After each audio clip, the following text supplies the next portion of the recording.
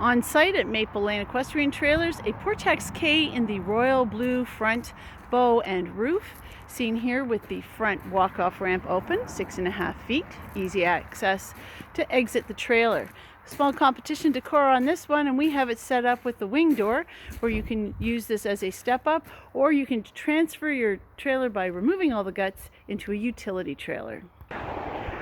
Walking up in the ramp, we just converted it back to the entrance ramp. You can see the MSS system has 3 positions for the rear bars, 2 positions for the chest bar, covered padded chest bars and wall padding, lateral sliding windows, a front panoramic window, an air vent in the roof, and places to hang your hay. Those are those rings up front. Blue and white lighting, new for 2020.